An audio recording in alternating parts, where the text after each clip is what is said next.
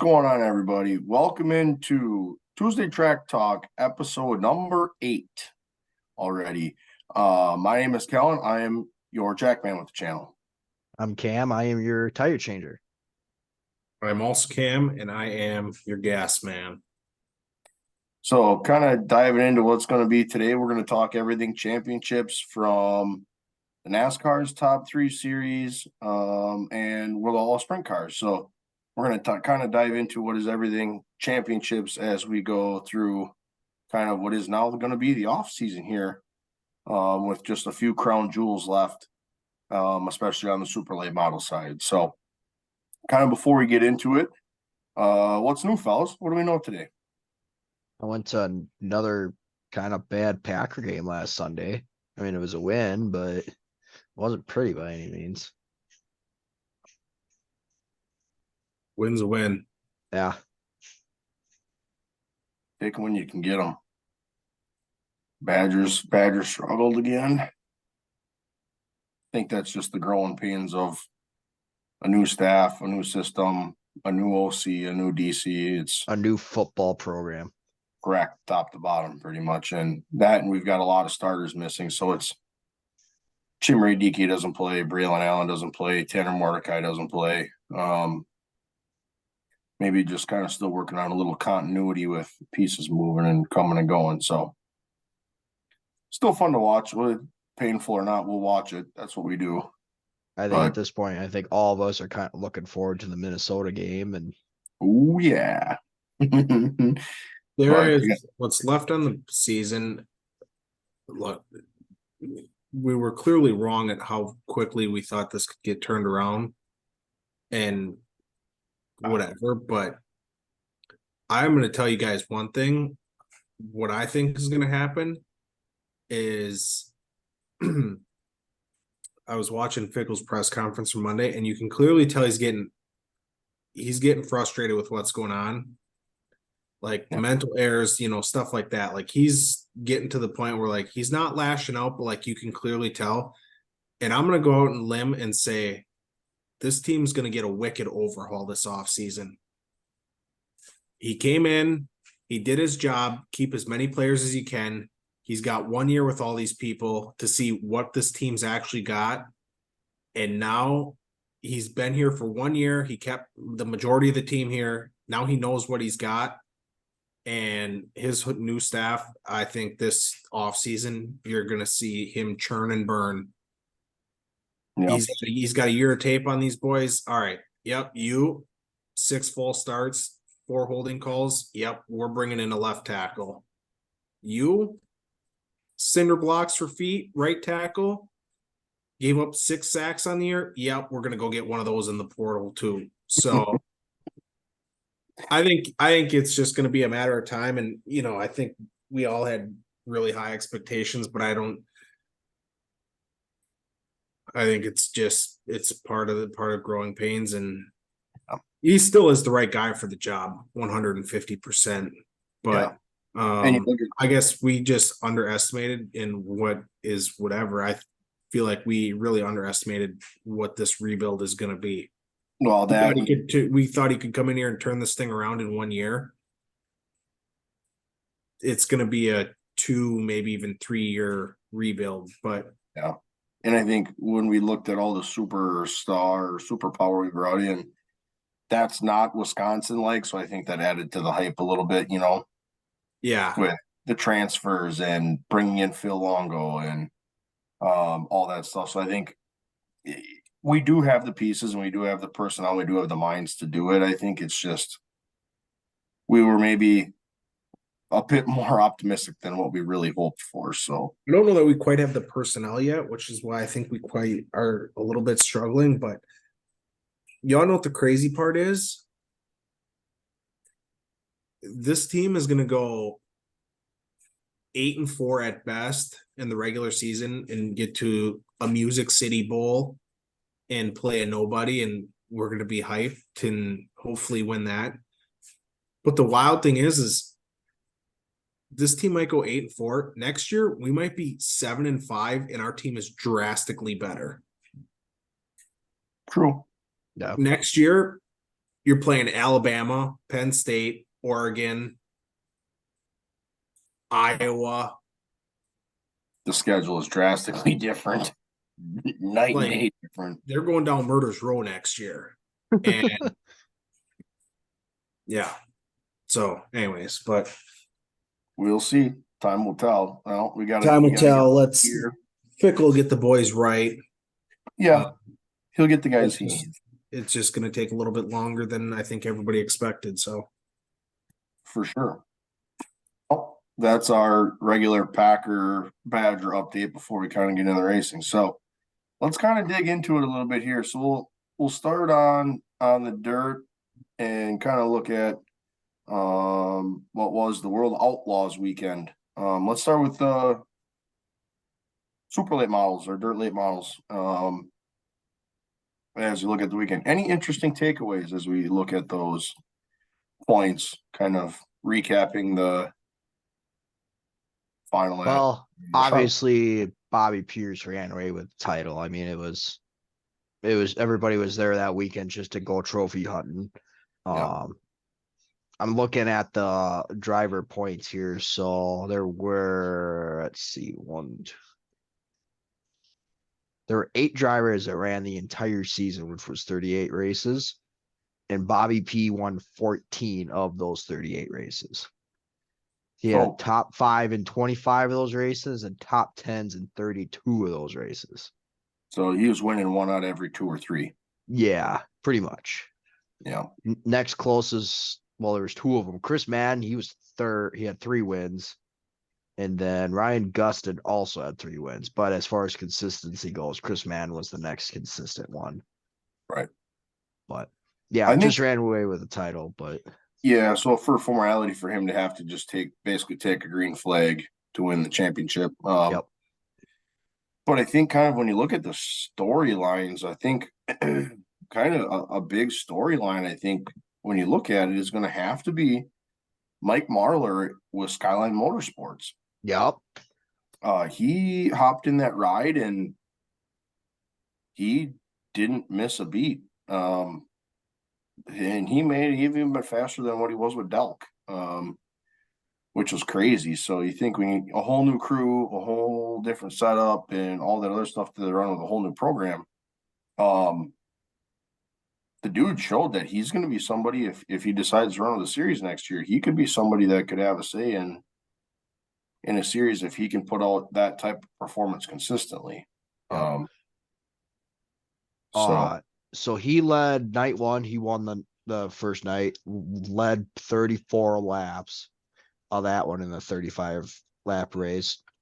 Second night, he finished 6th, gained 5 positions in that race, and then finished 2nd on Saturday night.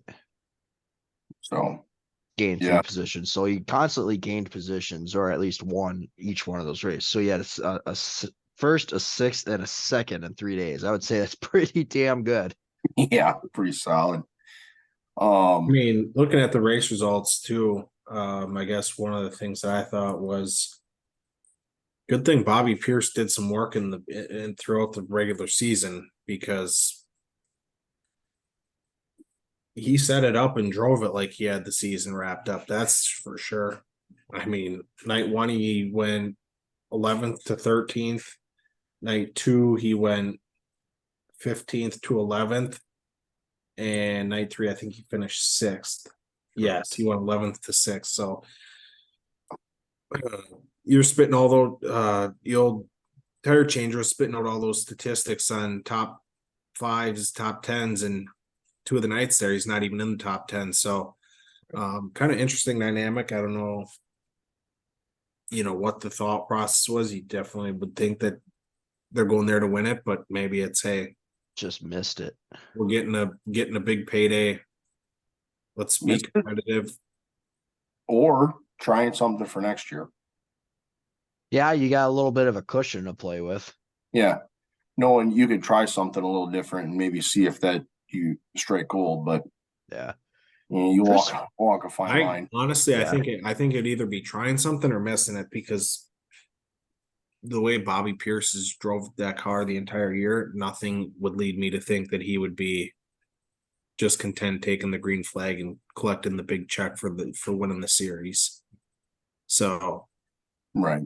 would lead me to think a swing and a miss, but like you guys said, hey, maybe we're gonna throw something at the car we haven't tried in a while and this style track and just doesn't work. Another guy that had a really good weekend was Chris Madden. He finished second, third, and second, I believe.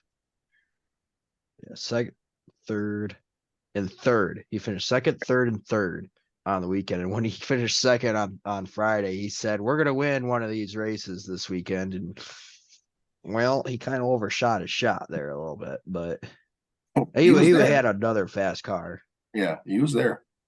Yeah, for sure. I think kind of so that's again, and he's kind of stated his stance on the World Outlaw schedule with all the northern stuff. But again, a guy that mid-season made a chassis change. You got to remember that too. So yeah, he went from Rocket to Longhorn. So maybe a guy that's just finding his stride with a new setup a little bit there.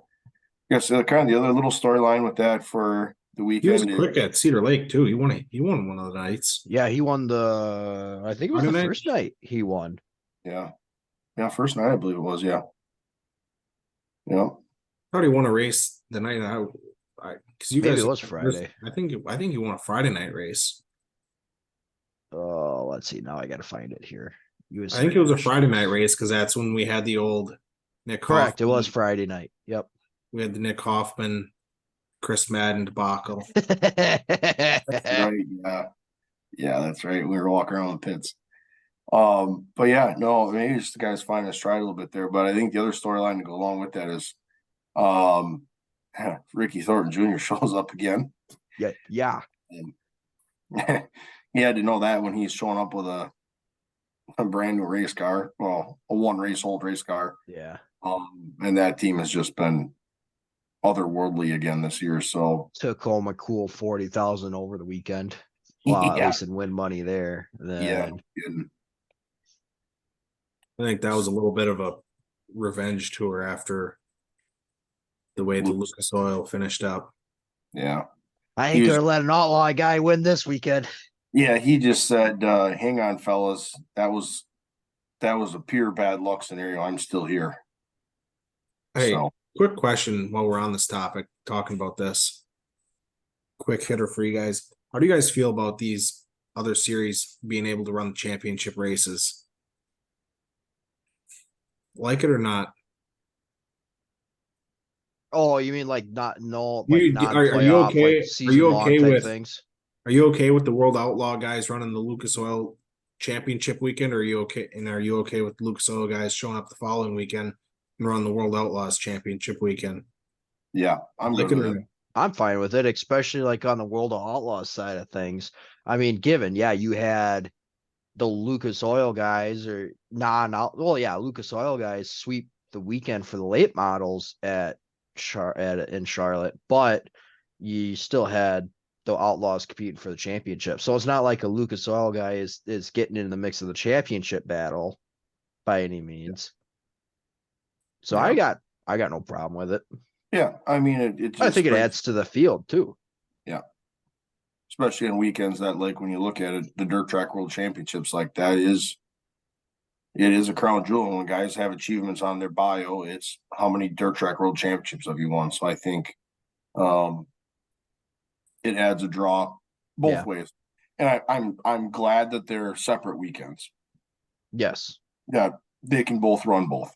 And I've said that in the past too, is that if you can get, sure, is it fine to run them on the same weekend? Absolutely. But if you can get the crown jewels to line up where, those guys can go run it on a certain weekend that their original series is off, more power to them. And I think that's great for racing if they can do that. Absolutely. So, sticking with the World Outlaws, we'll just go sprint cars. So, we're going to say this potentially for the final time. Brad Sweet wins the World Outlaws sprint car title. So he takes home his 5th championship. So obviously with the news today, press conference came out today, with the high limit racing, not sprint cars, high limit racing, coming out with Nope. kind of we're going to be a touring series, and Brad Sweet is already committed to run that as well. So we kind of get to crown Brad Sweet World Outlaws champ for the fifth and final time. So it wasn't as easy as It the came late down to the models. final night. I mean, Yep, it was in his favor, but it came down to the final night. and Gravel ran well. There's no doubt He about won it. first. He won Thursday night. Ran really good Yeah. on Friday to close the gap up a little bit. He closed the gap more on Thursday than he did on Friday. But then, yeah, Sweet just came out and said, all right, I'm just not even going to make him worry about it. I'm going to go and run my race. Gravel gained 4. He went from 21st to 7th on Saturday night. So, I mean, he wasn't going to go down. He was going to go down fighting. That's for sure. Yeah. So a little more of a storyline there, but and Sweet stole it from Aber too. Yeah, for sure. Only led 3 laps in that race. Yep. So that kind of wraps up what was the World Outlaws title weekend. So we'll kind of jump down to the last kind of smaller national tour, and we'll go ahead and jump into ASA Stars. So we'll go back to the asphalt. So All American 400 at Nashville, and while we had a few storylines there with the week. Well, first off, it started in qualifying with Butcher making it into the top 6. Yeah. Or no, sorry, top 5 in order to get points. Yep. And Majeski missed out, so he closed the gap up a little bit there. And with the point system, is all right. You're gonna have to pay attention to where everybody's running with stage points and laps led, and yeah. So he closed it up, and going into that feature, it was what, a 3-point gap, right? 5. 5. He gained 3. He gained 3 points in qualifying. Okay. Yep. There we go. Yeah. So he gained a few points there, and had 5 points, and especially them, the way they hand out points like it's candy. It kept it interesting the whole time. You don't know if you're getting Kit Kat, Smarties, or fucking Twizzlers, or Dum-dums. Dum-Dums. Yeah, there you go. Dum-Dums. That's a good way to put it. Yikes. But I think so. Majeski wins the national tour championship, but that doesn't go without saying there were some scary moments for, we're going to say, a lot of the field. If you haven't seen it, lap 212 restart, you got the guys come around. Actually, Butcher kind of gets stacked up, runs somebody not over, but runs into them. Gonna have to assume that knocked the radiator, oil system, whatever it was, out of that car. Yeah, that entire front end was destroyed. And it was just so hard because when you watched it live, you could see the fluid just dragging from underneath the car. Yeah, you could see that line going you could around. See kind of the mist in the line, and it just felt like it was so obvious. But race director said, no, we're gonna let her run, and the guys sail off into turn 1, and it was just like that NASCAR race at New Hampshire that year. Jesus. They sail off into 1, and they smashed up 7, 8 cars, and it was a lot of cars. The whole field went off into 1. And for us, one of our Midwest guys, Austin Nason, was the first one to come out of that unscathed. But you got Nassie, you got Butcher, you got Majeski, you got Pollard. Butcher obviously had his issues there. But you have all those guys just sail it off in there, and honestly just didn't know. Yeah. And wrecked a lot of cars, which added to the storyline. So that makes it interesting. But that was without parity. And at one point, Majeski got out of the car and he walked away. And they're like, hang on, buddy. Come on back to the car. Which, it's interesting in that series that you can get out of the car and still get back on the track. Yep. Which, I mean, it's not a bad thing either, I don't think. Especially when you probably get a driver, especially with a smaller crew, that is working on that car. Yep. So most times when you look at racing, it's like a lot of the national touring You guys get are out, racing you're for a done. series. The window net comes down, that signifies you're done. But and if you if you haven't seen it, we posted a couple shorts as well. Go look at Butcher's car running around. No nose, no nothing. The radiator was literally ratchet strapped in the car. They dumped it full of water. Just let's see what we can do. Well, that was a comment that I even made too, was like, them two guys, they at least get out there to run laps just Yeah. because, Butcher, if he gains his couple of laps back, which he had that flat tire early on in that race too, that put him a couple laps down. If he Yeah. runs those handful of laps ahead of Majeski and Majeski doesn't come back out, there's your championship right there. Yep.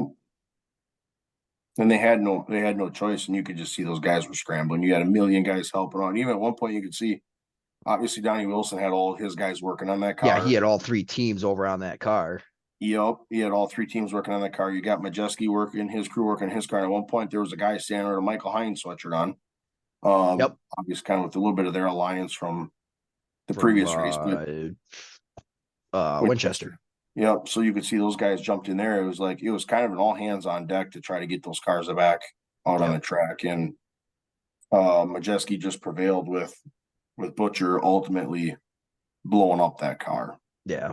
So we know one thing: the Wilson crew's good at changing tires. Yikes. Yeah. We never did hear anything out of that. We never did hear anything out of that. No, we didn't. A didn't. cash reward if anybody had any tips. So if anybody's got any ideas, send them my way because I can go for that quick.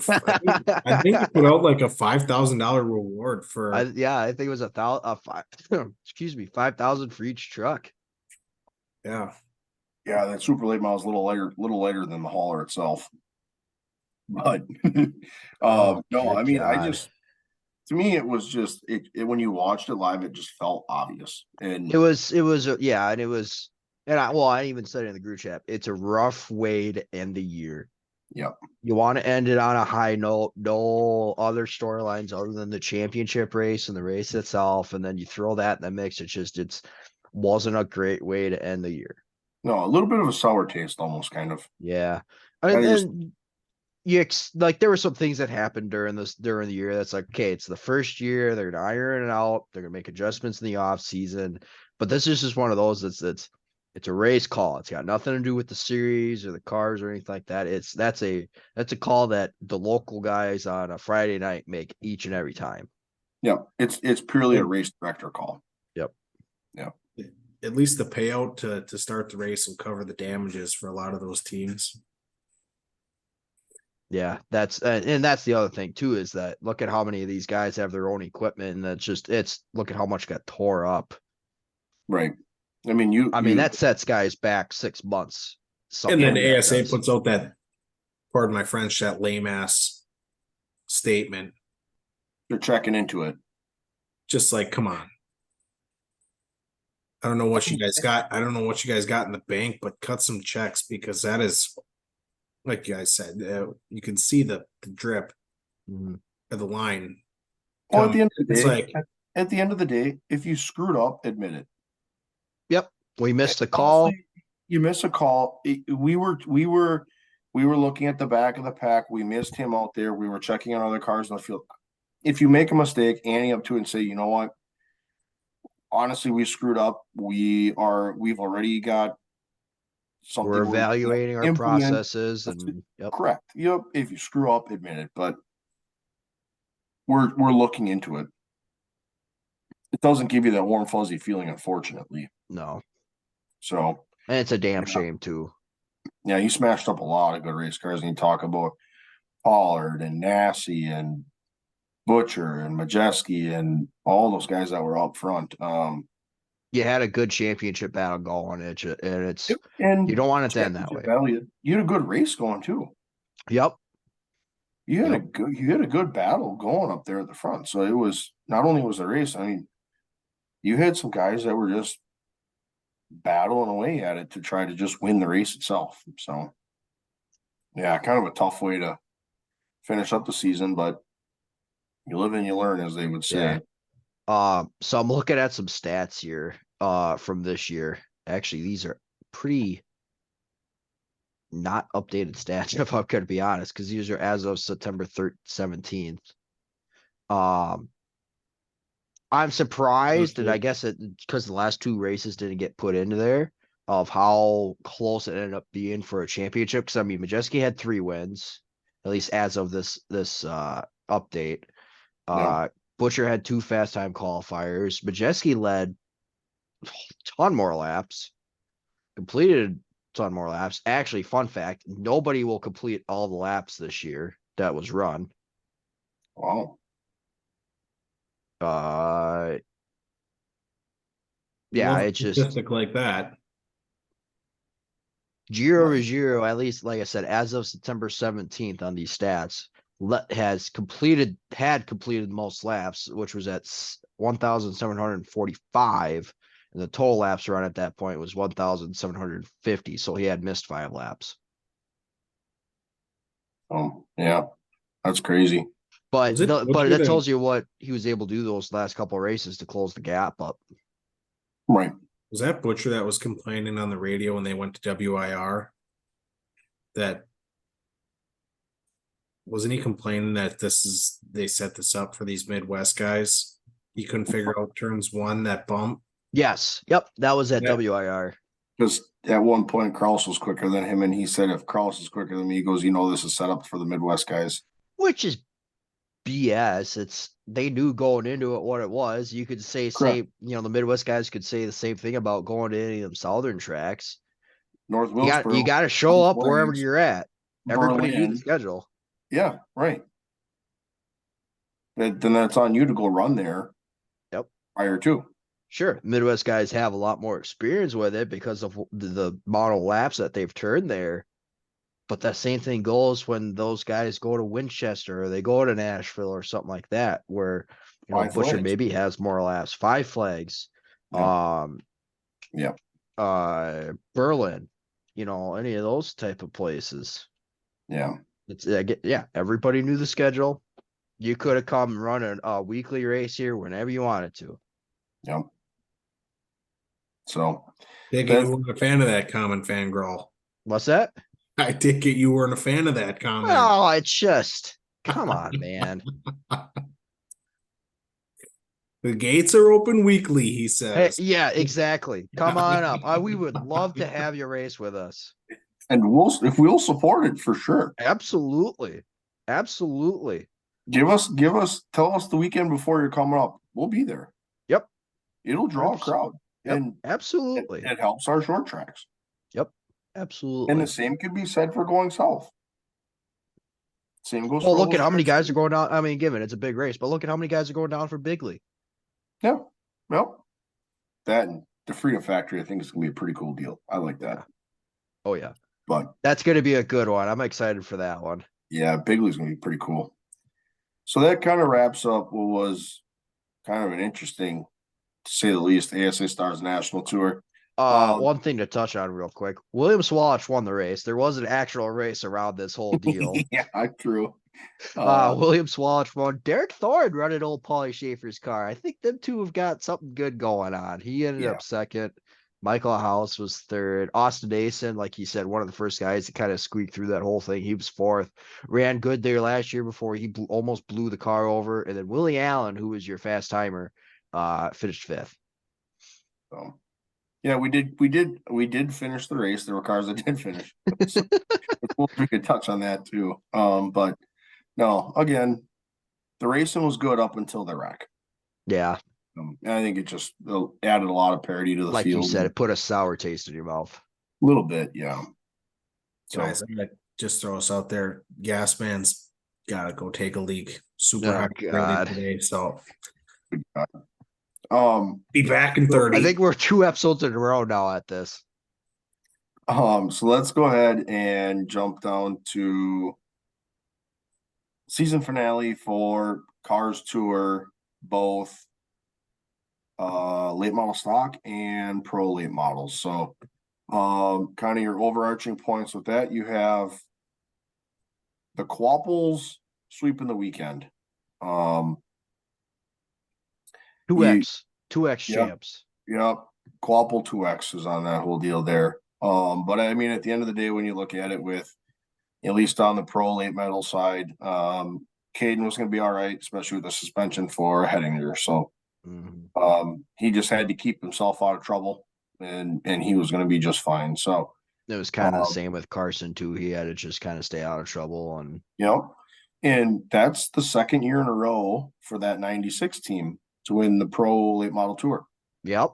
So, last year was Luke Fenhouse from Wausau up by us, and then now you got Kvapil, winning that pro late model tour for the '96. I believe is that Highland Motorsports, I believe they call it. I believe so. I believe it's Highland Motorsports, but it was Parker Klingerman. Yeah. But that '96 wins that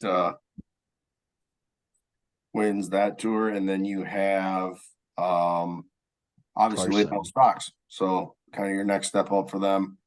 Carson Kvapil takes that one. That wins his second championship with them as well. So not really any crazy storylines with that other than just a good race again. Yeah. So.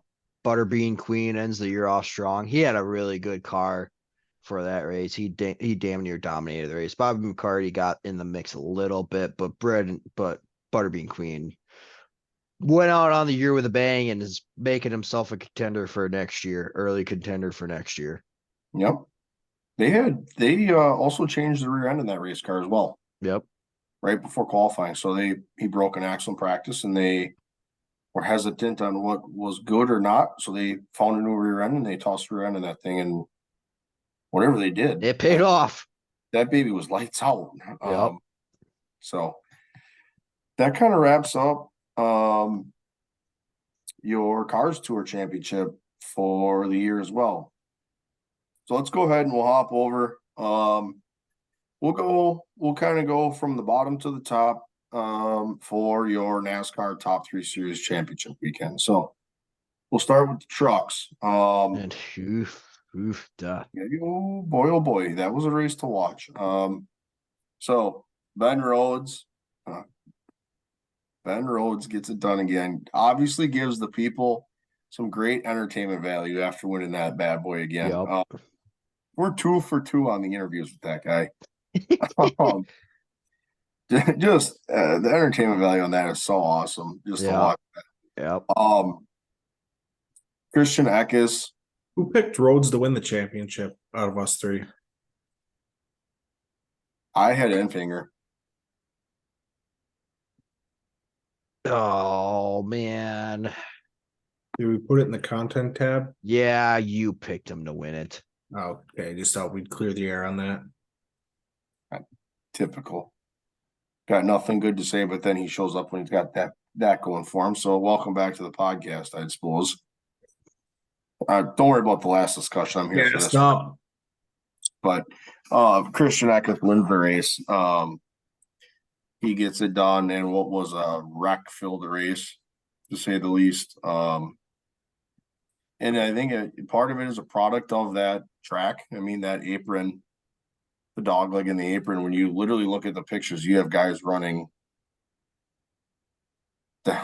Is it 12 wide? It feels like 8 wide. Yeah. I think it is 8 wide going into 3. It's like, technically 1 now, but it's like, I just saw that, and I think Freddie Kraft, they were talking about that on Twitter, and somebody posted a picture of that, and it says, "How do you spot it?" And his reply was something like, "Everywhere." Yeah. It's like, what do you eat? Middle of 8, 4 of 8, 5 of 8. You're on the top. Haley Deegan posted the picture, and you can just see as they come across the start finish line, they're all fanned out. And you just scatter. And she asked what somebody commented, "Good luck" too. Yeah, that was another spotter that said good luck, but hold a straight wheel. Yeah, no, that. But I think that got a lot of bad feedback there. Yeah, from around the racing world on Friday night. There wasn't a whole lot of positive talk about all those restarts. the way that series was racing each other. All the championship contenders were racing each other. Yeah, just That was my next point. not a lot of positives came out of that on Friday night. No, now you kind of look at that, and that was going to be my next top point here, which kind of transition well is the Heim versus Hulsevar debate. Obviously, Hulsevar gets into Heim, spins him around, comes out with no damage. Heim, can you say he retaliated? Probably. Oh yeah. Ran off the track, pinched him off. Hulsevar's done. Heim carries on. But I just think one of the storylines I think is as you watch that race, you could see the in-car from Hulsevar, and he was beating himself up on the video, and I'm really not sold. I am, but it's also like I saw a comment from somebody. There was too many of those instances this year from Hulsevar. It's just where do you learn? Like at what moment do you learn? Type of thing. Correct. So I just not really puts on a show, but he knows that there's an in-car. I know. I'm just gonna tell you right now, he better learn pretty quick because come February, he does that once. Good There's luck. no room for error in that series when he goes to the Cup Series. Good luck, my friend. Yep, best of luck. There is no room for, oh shoot, I made a mistake. Yeah. Do that with Denny Hamlin. Yeah. I was gonna say you can't do that with Happy Harvick anymore. He would have gotten all up in your grill on that one. Yeah. Whether it's grabbing by the collar like Biffle or yep.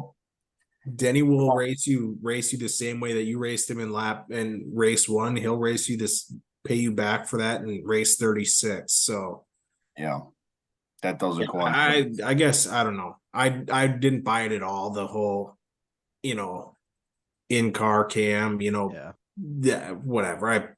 You're putting on a show and whatever. Don't show it. The other thing too is like a lot of people saying, "Oh, they're young and they're trying to learn." It's like, okay, but what did you learn in go-karts and racing supers elsewhere, racing quarter midgets out dirt? Like where did everything that you learned to get to that point just it was gone? Even then, and I don't know how you guys' job works, but jobs in the real world, like, hey, fool me once, shame on me. Fool me, or what is it? Fool me once, shame on you. Fool me twice, shame on me. Like in the real world, like jobs, like you keep screwing up at your job, eventually you're gonna have a pretty harsh conversation with your boss that says, hey, get it right, or I will find somebody that will get it right. Look at Ross. Look at Chastain. He maybe had that little bit of a sit down conversation. Look at what happened the rest of the year. And it's like for Hosvar, like you guys said, like it seems like every week or every time that the truck series is on there, he's got himself in an incident that is, it's a my bad incident. And it's like, how many my bads can you give him before it's like, dude, I'm done with this kid. But I think in Van Grel, you had a good point. I think all the stuff you learn in racing, and whatever series it is or whatever vehicle it is, at what point do you learn? I agree. But in the same sense, that wasn't his first truck race. Yeah. He knows the aero of those trucks. It was his second or third full season? Second for sure. But I'm just saying, like, that's no surprise. It's not a new track and it's not a new set of wheels he's jumping in. Like, yeah. I get it. I get it. You're running for a championship and you got to get every single inch you can. I do. That part I get. And I'm not trying to bash Hulsevar either. I mean, I said it when I was watching the race with my grandpa, like Majeski, the one wreck that he was in, I blatantly says like, oh, he threw a bad block. Yep. For sure. And there were so many guilty parties in that race. and everybody was watching it, obviously, and it just it was a bad look for everybody. I mean, Yeah. they even said in the drivers' meeting on Sunday, it's like we all saw what happened on Friday, we all saw what happened on Saturday. Let's have Yeah. a race that was more like Saturday than on Friday. Let's not make it that. Yep. Yeah. So when you get the NASCAR officials saying that, Mm-hmm. that's not a good look, No. unfortunately. Quick question. Love hitting you guys with these quick questions mid-topic. You guys good with Phoenix being the championship track? Yep. Maybe that should be an off-season debate. I'm going to give you my short answer. Hey, Yep. here's what we should do now that this big brain's working. We should one episode this off season. We should get the schedule and all three of us make our own schedule and bring it back. There you go. I'm good with that. I'm gonna put that into like your episodes tab here, just kind of in the middle, so that we can follow it in at some point in time. We'll take the 2024 tracks that NASCAR has laid out, but you get to make your own schedule. Sure. Yep. I'm in. But yeah, that was a quick random question. You guys like Phoenix at the championship? Short answer, yes. Yep. Same. I do. So Absolutely. that kind of wraps up kind of our truck conversation. I think I haven't looked at it yet, and that's shame on me, but NASCAR handed out a penalty to Heim. To finish up. I saw it. It was, I think it was 12. I think it was 12-5 penalty fine, and then 25 driver points. Okay. Is I believe what it was. It was a fine and driver points is what it ended up being. Right. So there's your oh boy. There's your follow-up on that race as well. So Ben Rhodes is your champ. If you haven't seen the interviews from his 2 titles, that is much watched TV for take a half an hour and watch those 2 interviews. He ran out of champagne. He was dumping champagne in a boot. They were drinking from a boot. Interview is just, it's comedy. You want a good laugh, go listen to that guy. Side note, just because I came across this, funny, no off season. NASCAR is having a test at Phoenix on December 5th and 6th. They will be testing various underbody and transaxles during this test. It's 2 cars per manufacturer, 1 chosen by manufacturer, 1 chosen by NASCAR to run that test. Interesting. Well, right. Again, another development. So that helps as well. Yes, it was 12.5K and then 25 points for Heim. Okay. Can confirm. Yep. So here's your penalty that NASCAR felt that was more out of line than the rest of the scenarios of the night. So that kind of wraps that up. Let's go ahead and jump into Xfinity Series. Cole Custer. So we'll kind of take the overarching. Cole Custer's your Xfinity Series champ for 2023, and he will be back with that team in 2024. So have to think he would be an odds-on early favorite to win the Xfinity Series for next year. Little more respect than Friday night. The boys kind of raced a little better. Still a little carnage with that race. But cleaned her up a little bit. You have to think that there was a conversation in the drivers' meeting again with that one. Prior to the guys strapping in, a little more respect with that. Kind of going through that race, but kind of would have been another championship contender. Allgaier comes up short again. You got a feel for the guy. Yeah, I love Allgaier. Allgaier is just, he's one of the good guys. Yep, class act, a veteran of the sport. The guy's got to get one, man. We got to get him one. on that topic, sorry to interrupt, but Allgaier, another reason you feel for him, it's like he's solid every year. Yes. I didn't realize till was it the cutoff race at Bristol that he won, that he announced he just finally got a deal done with Junior Motorsports to be back. It's like, Yep. come on. Like, He said, I'm back again for one more year. Yeah. Yeah. Well, and I think he's also he's probably in that position where he is kind of feeling out as far as what he wants to do. I mean, he's got the kids, he's got his family, and he's a very, very family devoted guy to boot too. So I'm sure that's taken into consideration of like, what's the family want? And it's like, if they're okay with one more year, then he'll go one more year. But And I think for him, maybe it's a especially, year-to-year thing for him. Maybe that's what he wants. Maybe it's, Yeah. I'm going to take this a year at a time. and I would say for him where he's at right now, it probably is the 7 or retirement. Yeah. I, some part-time cup when a guy needs somebody to fill in type of thing, he's got no problem doing that. But runs a one-off here, a one-off there for Yeah. somebody who's got a It's seat just- open. all guys enjoying what he's doing. Yeah, for sure. Having fun doing it. That's the best part.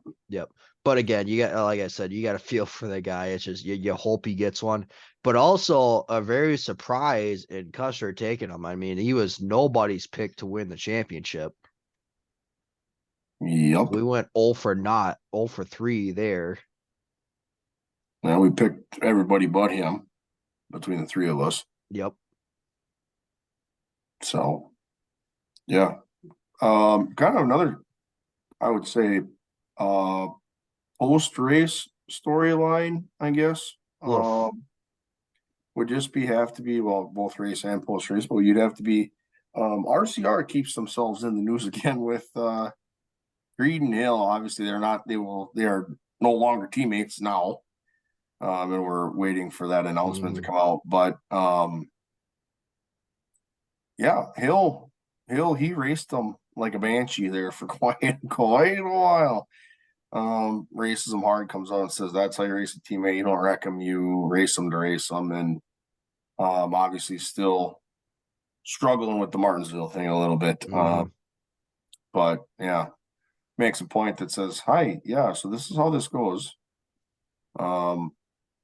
But interesting kind of story. But to kind of go along with that, looking on Twitter, you do see that it did come out that Creed did have something break in that initial contact at Martinsville. So they came out and said that he had issues and that Petrie as well had made some comments that he had said, yes, he was broke. And that was the root of the melee and what RCR had going on last week. So yes, that kind of clears on the air. There's really been nothing officially stated. I mean, they're parting ways, so I don't know that there really needs to be a statement on it. Whether that's communicated between those two, the teams, how that goes. It's such an interesting dynamic because they're not together as teammates anymore. It doesn't sound like there's a whole lot of communication there either, because Hill said after Phoenix, he said, yeah, me and Creed still haven't talked. So, right. It's like the whole, didn't I say last week, let's sit down by the fire and just have a nice conversation. Like, let's talk it out. Yeah, let's talk it out. Like life advice 101. Like if you got a problem, address it. Like it's only going to get worse if you keep putting it off and let it stew. But I will give props. Well, first off, Cam, that kind of explains your discussion last week about kind of the brake check thing. Maybe that broken part maybe had something to do with that. So again, it kind of clears the air up as far as what happened there. But I will give kudos to Petrie, him coming out publicly and saying that I crossed the line, didn't know the full picture. I was letting the emotions take over, and he apologized. So I give Petrie kudos for that. True, very true. So I give RCR kudos to sticking to his guns, which he has been very well known to stick with his guns, both figuratively and literally. But I'm kidding. I mean, yeah. But at the end of the day, what it comes down to is these guys are going to be on the racetrack together again for what is it, 32 races they run or 31 races or whatever. I think it's 32 Xfinity runs. and it's going to be awesome next year. Oh yeah. So one of the things that I've seen come up, and I just, I'm going to throw a quick question at you guys here. I've seen multiple people say that the Xfinity week in and week out puts on maybe the best racing uh amongst the three top series. Do you agree or disagree?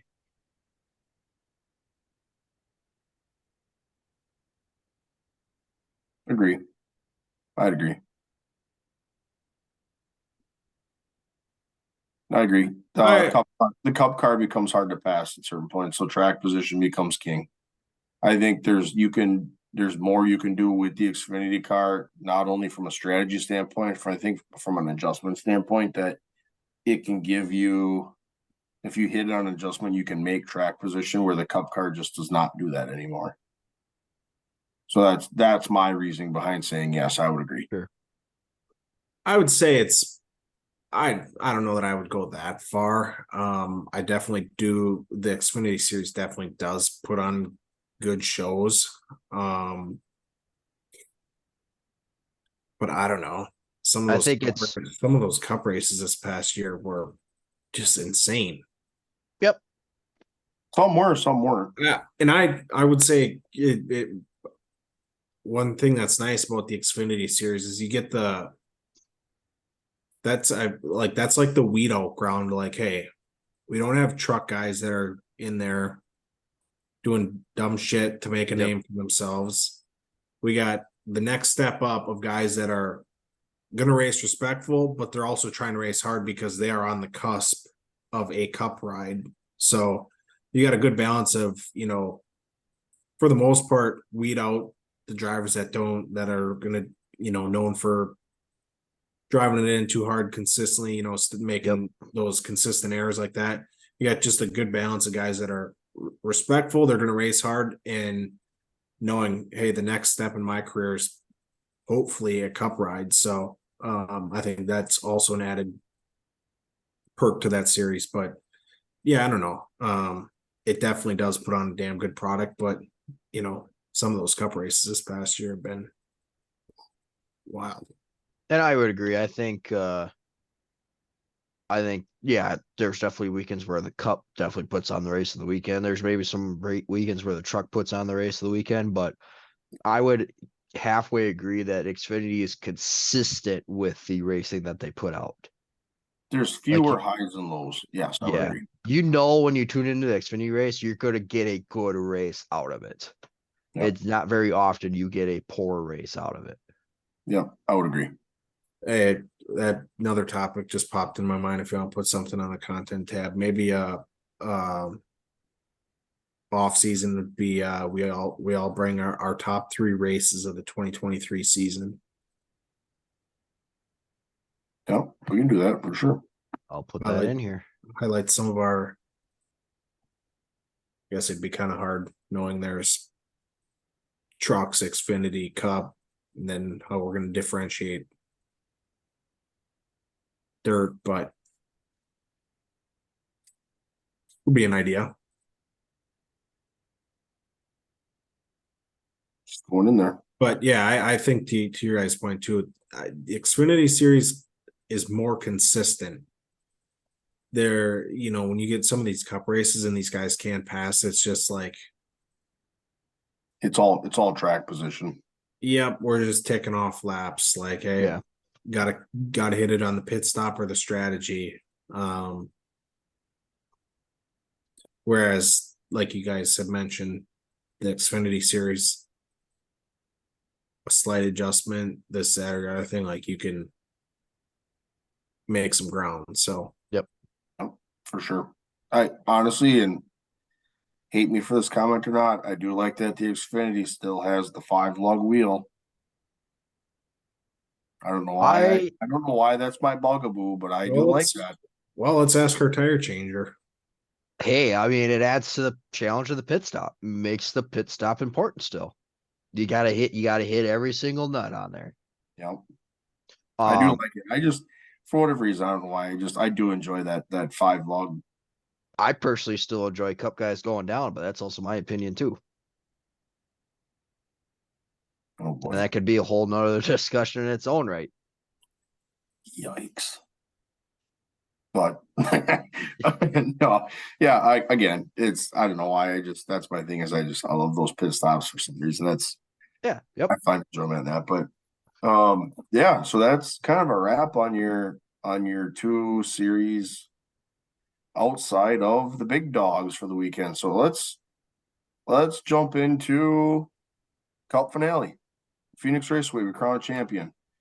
We weren't going to talk about this race, but we kind of got roped into having to do this by default. So here we are. We'll have this wrapped up in 2 minutes as we go forward. But no, We're gonna roll right through this one.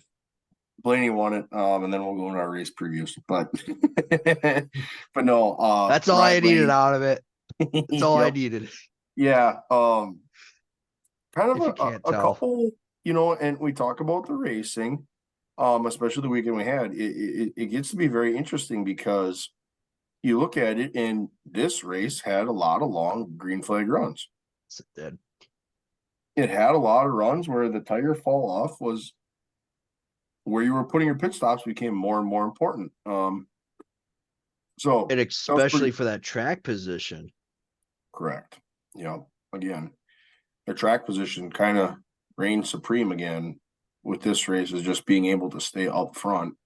And we had posted that on our Twitter as well. You look at that graphic that they put out, the clean air, that was Yep. So I put everything. that out there on probably would have been Monday. Auto Racing Analytics. Great follow if you want some good information out of that as well. Highly recommend.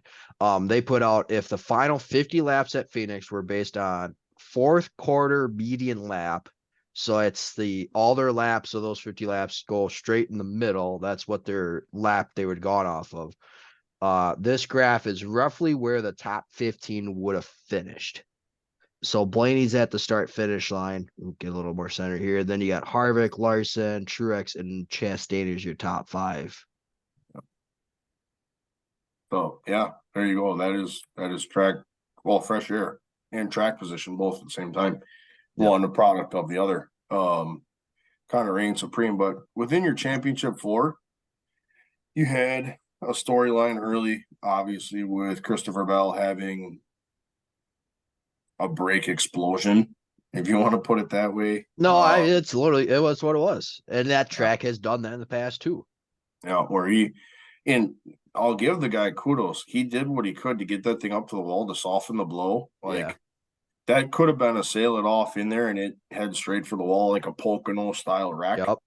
But he did what he could to get it up to the fence to salvage what he could with that car. But so kind of not self-eliminated, but part failure eliminates Bell. You don't want to see a championship end that way or a championship hunt that way, and that's just one of those moments that you go, damn it, what do I do? There's nothing I could have done. Yep.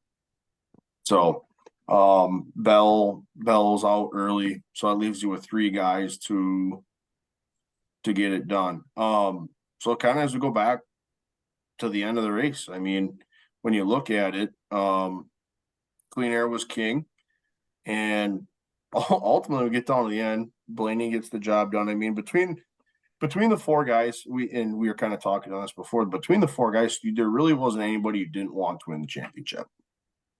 Oh, when you look at your 4, it wasn't somebody that had a lot of controversy to go with it, or somebody that had made comments that you're like, yeah, I just don't want them to win the title. When you look at Byron and Larson and Blaney and Bell as well, they're all they all respected the hell out of each other. Yep, for sure. And you could even see that in a lot of those pre-race pressers that it was just, hey, we're gonna go race our race. We're gonna race clean. We're gonna have at her. May the best man win. And we're gonna duke it out in the most professional way we know how to do. So, pretty good end of the race. Blaney obviously takes the title, but I think kind of one storyline with that is Chastain gets the job done. What do we hear from him? Nascar? Not much. That's a shame. It's I a do have to shame. say, I think as much as he's done some stuff that you're like, yeesh. I do have to say, you win a cup race, I think there should have been a little more recognition to him. Give him his moment, and then go talk to Blaney. I think they did miss that a little bit there. That he should have gotten a little more recognition, and let's give him his moment. He's a cup winner again. Then we go championship celebration. Yep. So, I mean, you watch the live broadcast, and he was like, He had his nowhere to watermelon be. eaten before they even got to him. Yeah, he was Had his nowhere. watermelon smashed and had his watermelon already eaten by the time they got to him. You know, Confetti popped and yeah, all that jazz. Which he dominated that race too. He led 157 laps of that race. for So it sure. wasn't like he, snuck in there to win it. I mean, he dominated that race.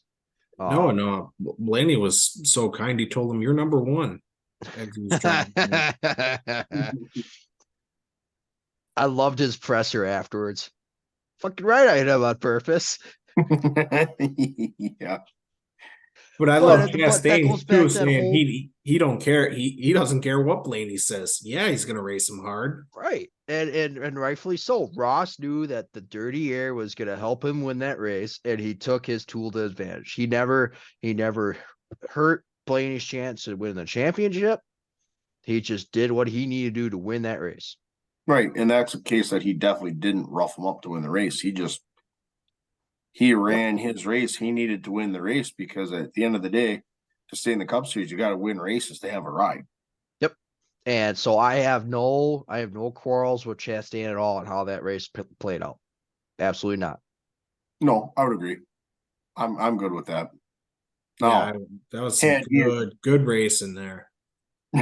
Blaney working his tail off, get to the back end of him, and then he gets the dirty air. Can't get anywhere with it.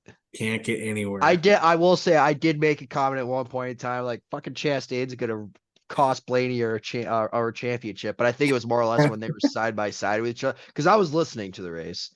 And I was a little irked about that, but watching some replays, it's like, okay, yeah, and hearing storylines of the dirty air and all that, I'm like, again, no quarrels with it whatsoever.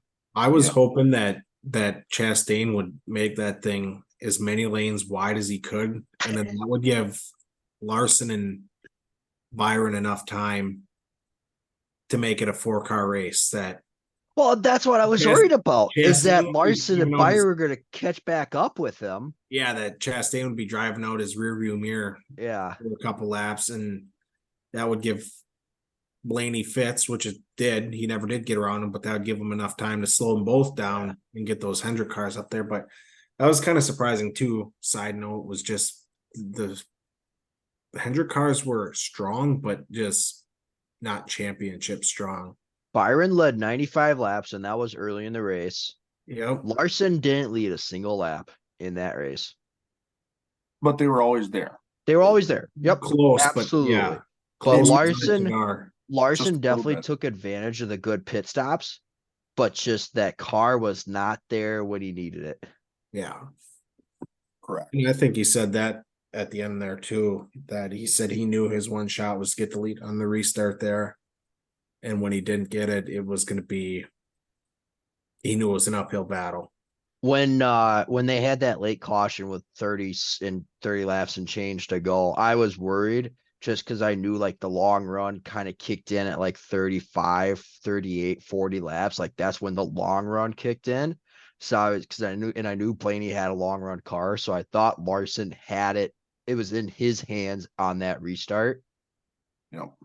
And whatever it was, it's just whether it was a good adjustment by Blaney or just Larson didn't have the car, or I should say Jonathan Hassler, or just Larson didn't have the car. Larson just was not able to pull it off. Plain and simple. Right. But sorry, one other random thought. Larson was struggling early in the race, and I think it was his radio communication that they asked him what he needs to be faster, and he just spit back on the radio either like something like go ask the engineers or talk to the engineers. Yeah. I'm just driving the car. Like we've joked on this before that like Larson can drive anything he gets behind the wheel of, but when you ask him, hey Larson, well, what do you need for an adjustment? Like Maybe a little off. not quite his cup of tea. Well, and he's even come out and said that too. Is like, I am not mechanically inclined by any means, but I know how to drive a race car. Yep. Yeah. And I thought that was funny when he just said, they asked him what he needs to get better. He said, I don't know, go talk to the engineers or whatever. But yeah.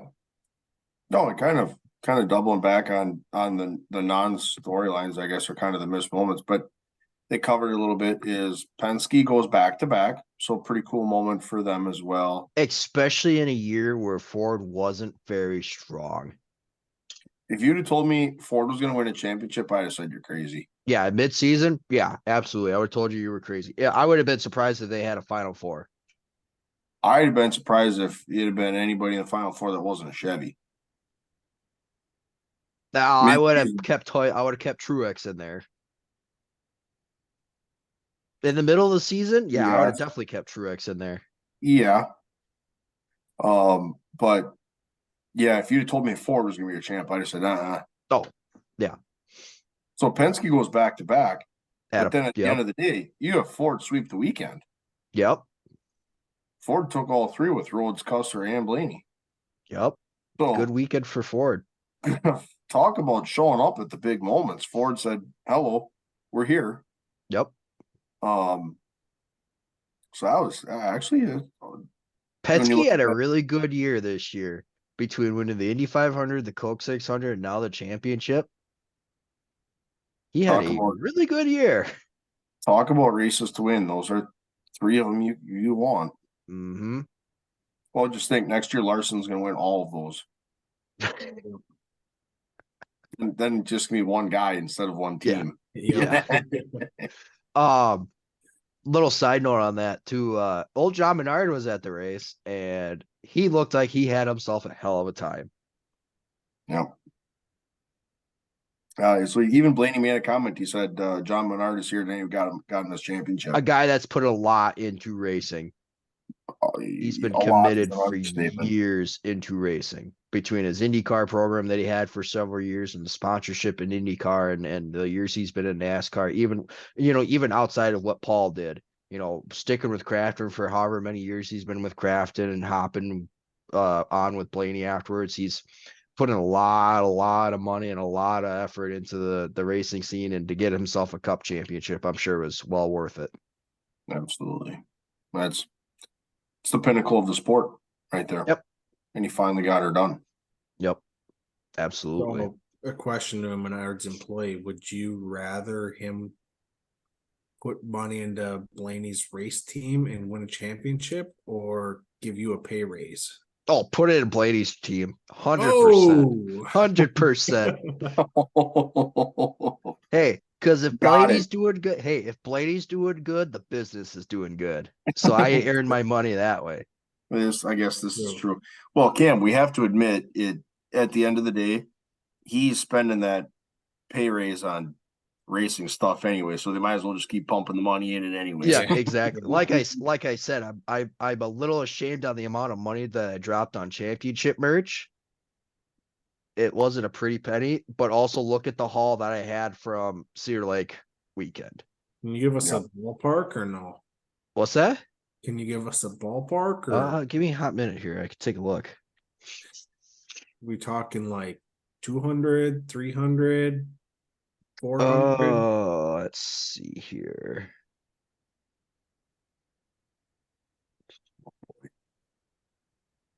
Wow. I think it was 3. Whoa. Yeah, I'm pretty confident it was 3.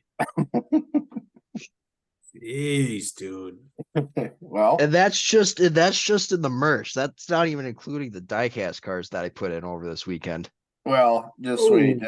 He's got to celebrate this because this is the once and only. I was gonna say, Kelly, you're goddamn right. It is. I'm sure as hell hoping for 2, but I'm gonna ride this ride for as long as I can.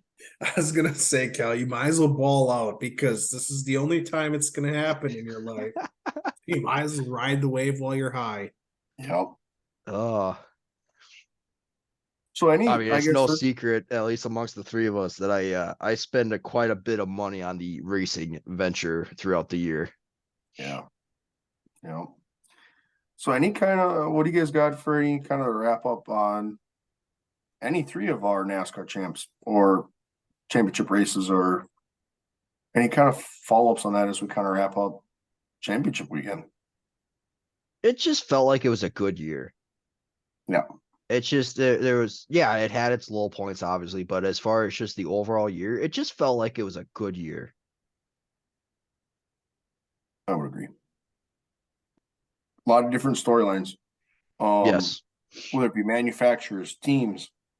We aren't talking tires there. We're talking about racing.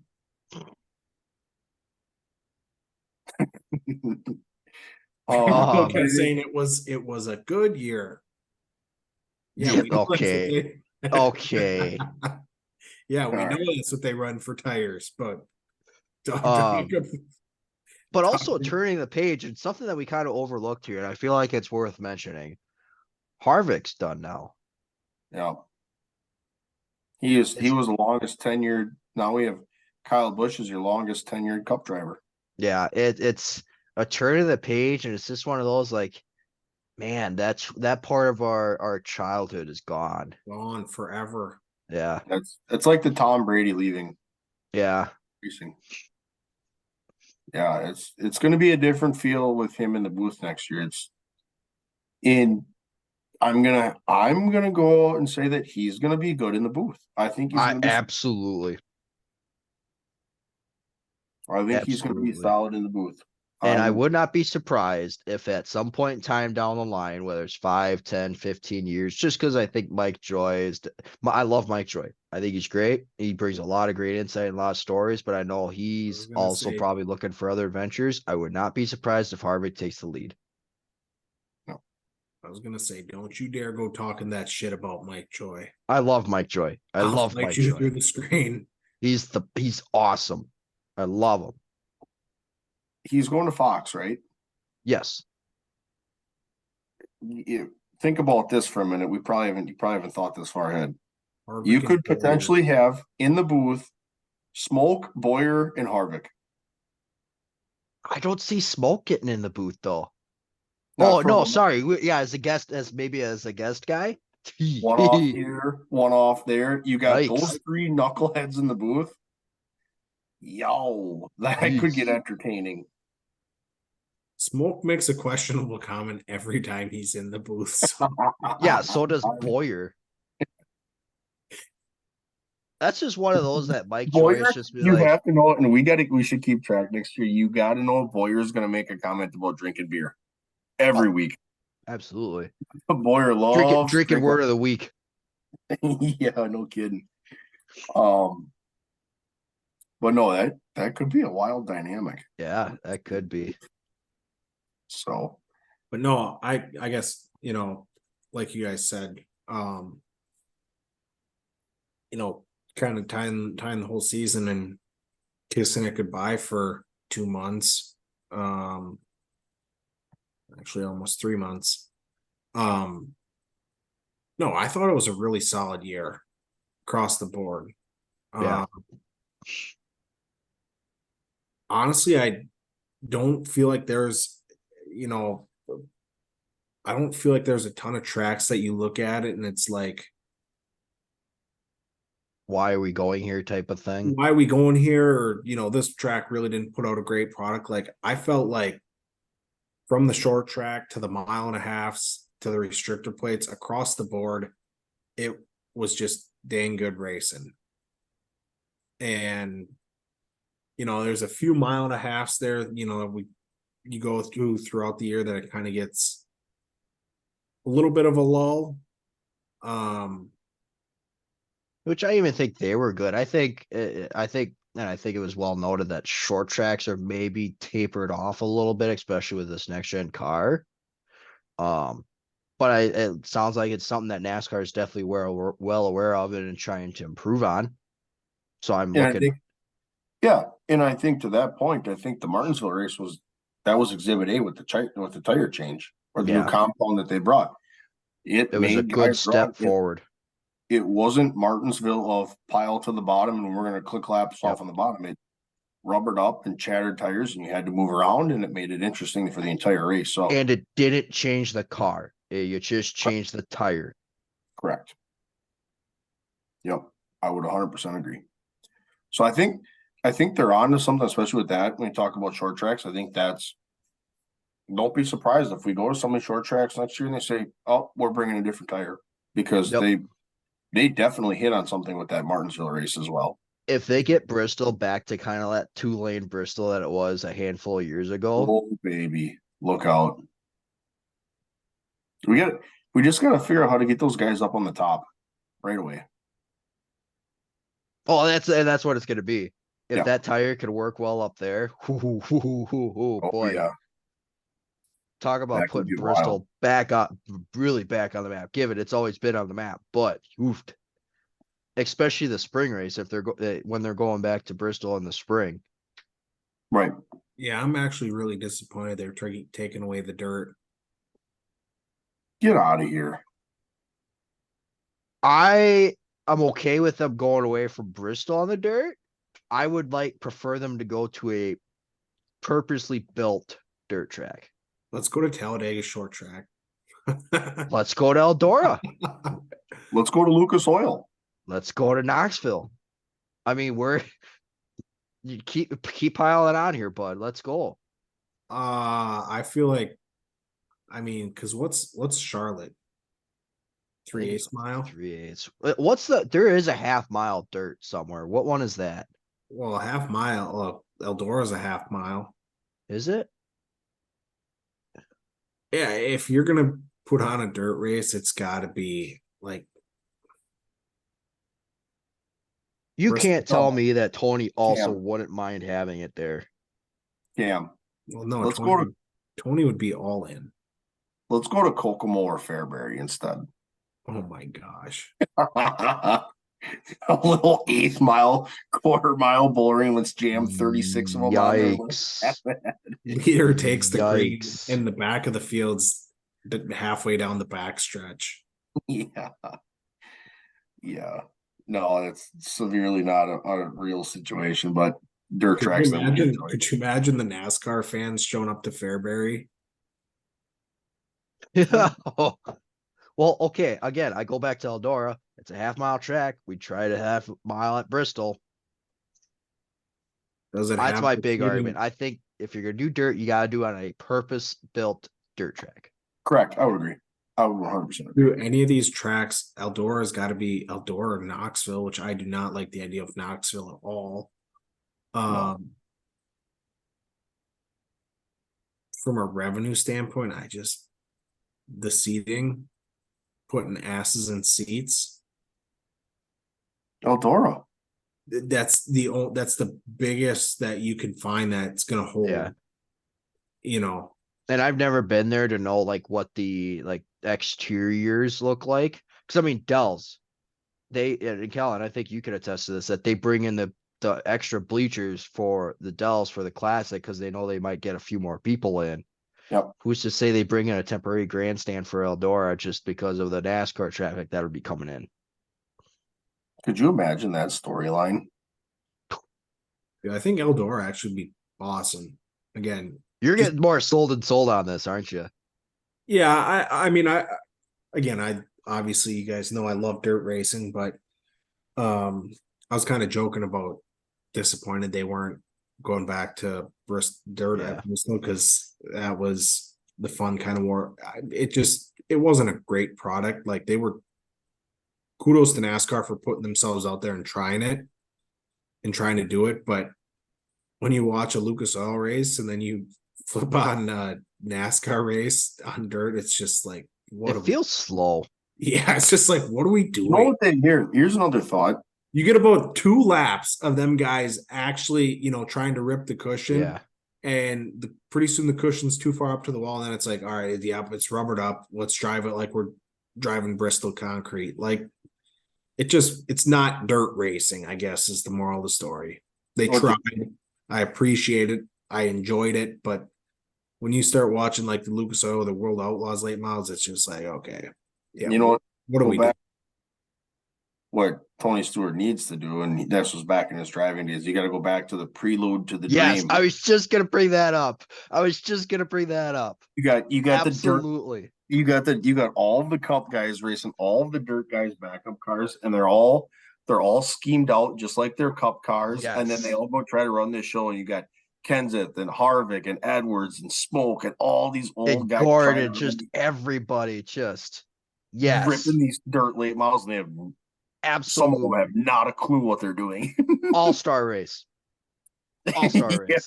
Yeah. All-Star Race is the prelude to the dream at Eldora. Absolutely. I am on board with that. I would buy a ticket for that. For sure. I'd buy a pay-per-view. Screw the pay-per-view. I'm going. That too.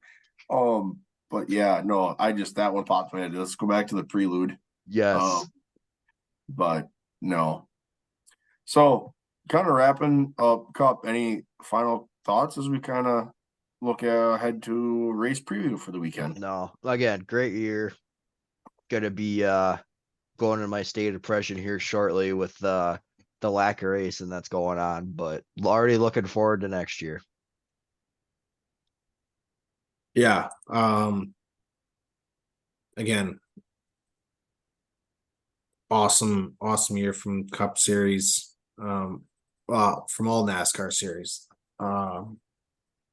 Awesome year. Enjoyed it. Yeah, and like you said, we only got to go about a month here because then we're going to the Dome in mid-December. So we got to go about a month here. And then we got Chili Bowl in the beginning of January and Snowball Derby in December as well. And yeah, so we're not, we'll get our fixes here and there.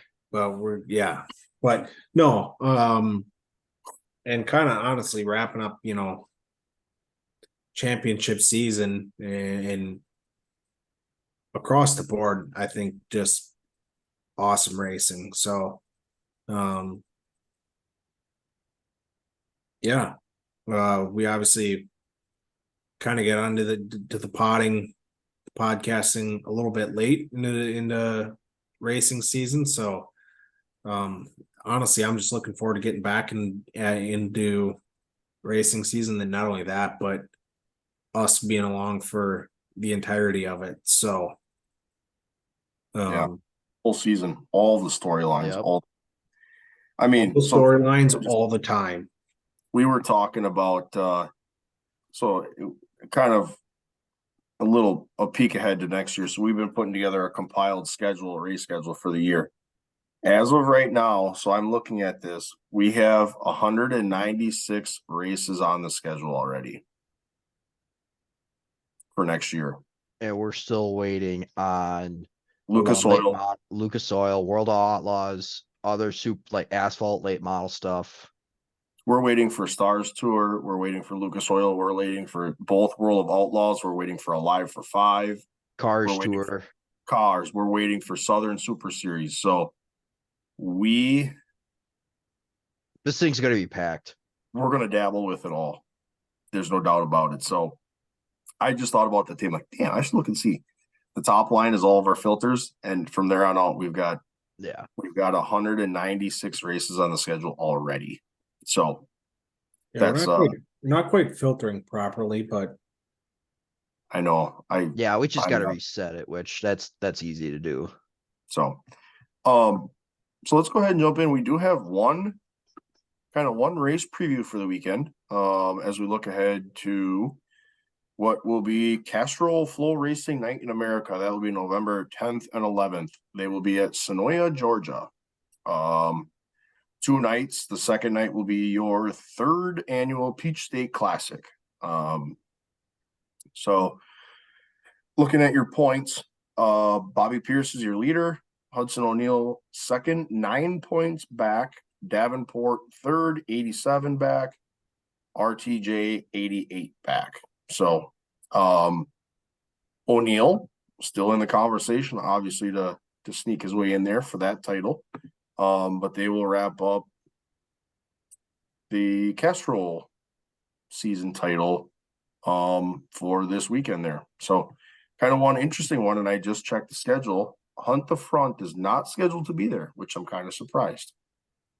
So that's and who knows, maybe they'll hop in there yet. That's they could decide on Thursday or Friday afternoon to run over there because that's in their neighborhood. But kind of the last big one for Dirt Supers for the year. Then we're off until Wild West Shootout in January. So that's kind of our race preview for the weekend. Well, we got Dome here coming up in a month, but So you got another Hunt the Front race at, I love this track name, Duck River Raceway. I love that name. Yeah, you got a couple XR Supers, and then the Dome, which we do not have that in our schedule. We got to put that in there.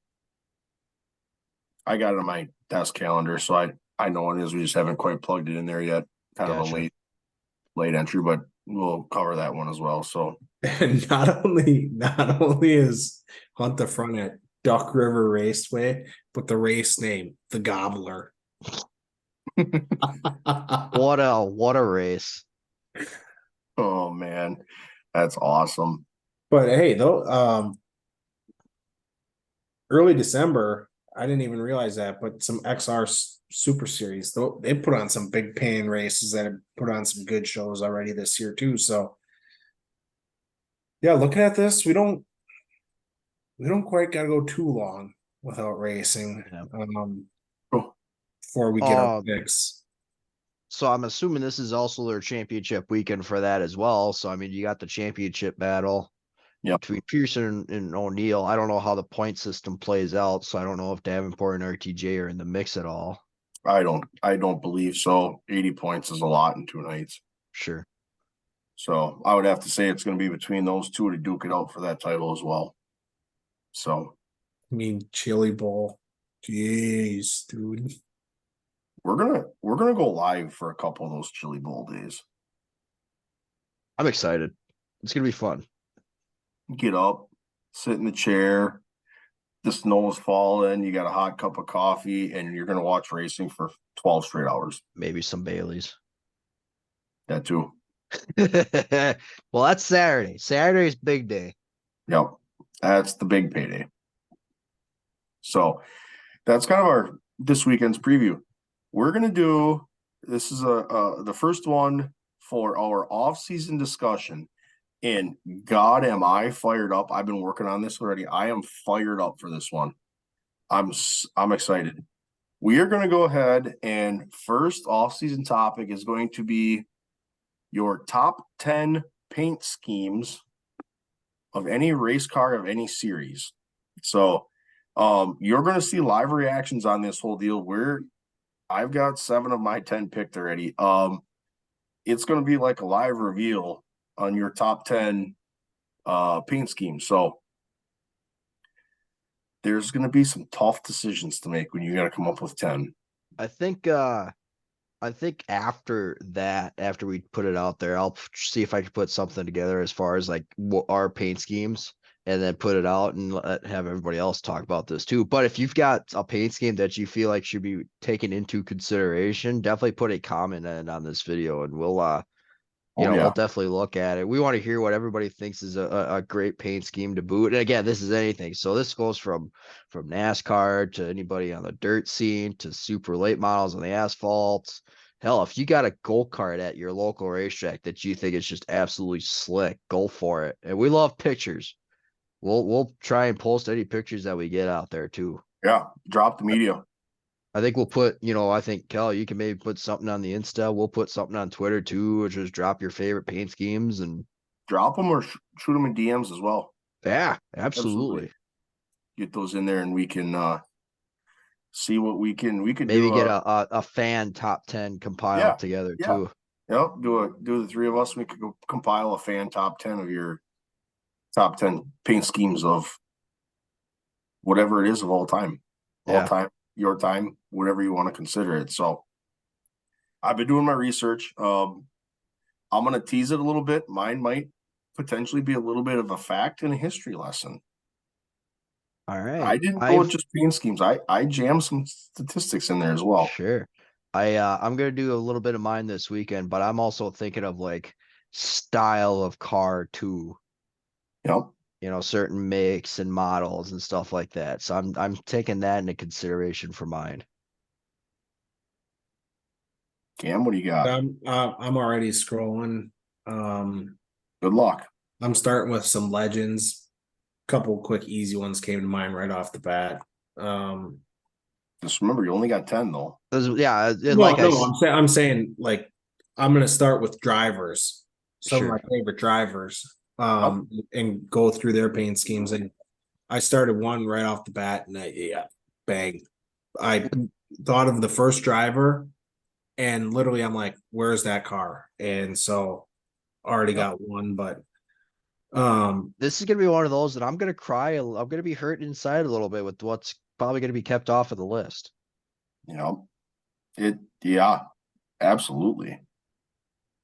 So that's gonna be a good one. I'm excited for that. That's gonna be it'll be a live review. You'll get to see it firsthand, and because I'm not telling you guys, because I'm not inspiring anybody to anything. I want to have the best top 10. So well, again, this isn't a competition, but I'm looking forward to this. I know, but it's gonna be fun. We're gonna get some good discussion out of this. And like I said, if any of you listen have got that paint scheme that you feel like should be featured, definitely drop that photo off. In some way, shape, or form. We'll try and bring it up if we can. Absolutely. So, any final wrap ups on what's been episode 8 for the Tuesday Track Talk? It's gonna be a busy off season. We'll keep it busy. That's for sure. We'll make it busy. So, racing slowing down, but the podcast and racing content, we're just getting rolling. So, if you guys are going through withdrawals or racing like us, hey, join the podcast. We'll try to keep you guys entertained while we go through this lull and this difficult time together. We'll get you your weekly dosage, but we'll do our damnedest to keep dropping racing in your life until we get to back into the swing of things in January with dirt, and bang, February we're already back into the NASCAR stuff. So yeah, I'm looking forward to some of these off-season topics and getting a little bit away from, I feel like we've been in kind of a vicious cycle of race recap and race preview. So yeah, I'm looking forward to getting into some off-season debates and some different topics outside of strictly races, but the true creative side of it, for sure. I will say this though, if you do have a short track that is still running, go visit them, go check them out.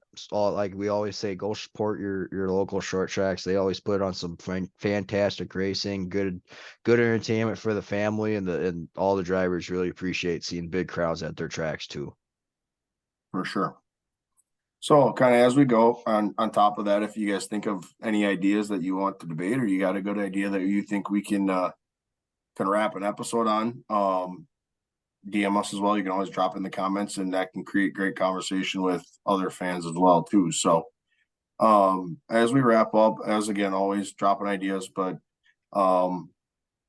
like, comment, subscribe, get that subscription, get the bell on, you get the notifications, and we're always putting stuff out midweek, whether it be the community tab or shorts or other stuff. When you got to get that little fill of, you got to hear a super here and there. We'll have those going out every 2 or 3 days as well. So you kind of get a little bit of it, but hey, thanks for listening. We appreciate everybody jumping in and listening to these hot or not takes, depending on who they are. And we appreciate everybody, and we'll